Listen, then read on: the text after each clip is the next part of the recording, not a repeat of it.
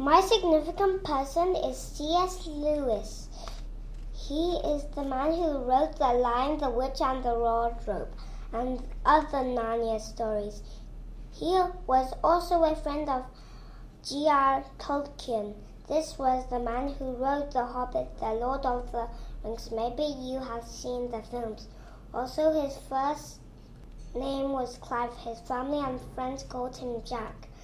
It is easy to find out a lot about him on the internet because he is so famous. There has even been a film about his life called Shadowlands. C.S. Lewis was born over 100 years ago on the 29th November 1898 and he died about 50 years ago. He was British. C.S. Lewis was born in a city called Belfast. C.S. Lewis was a writer.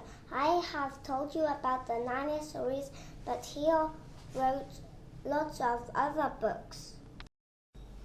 He was very clever and knew a lot about English literature, and he was a professor at Oxford University, which is one of the most famous universities in the world. My Auntie Sue lives near Oxford. I have been there when we visited her. It's not very far from Harrow School in England.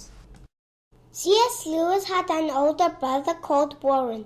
The two brothers invented a fantasy world called boxing. Maybe that is what gave him the idea for Narnia. They lived in a big house filled with books. The house had a large overgrown garden.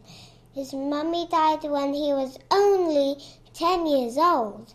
After that, he went to boarding school, which means that he lived in school. He hated his school. He said that it was like a prison.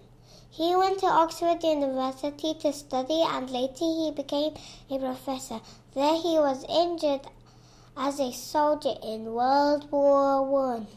One of his friends was killed in the war and he went to live with his friend's mother to be a kind of son for her. My daddy read the Narnia stories to me at night when I was in year 1 and I liked them very much. This is a little bit about the man who wrote them.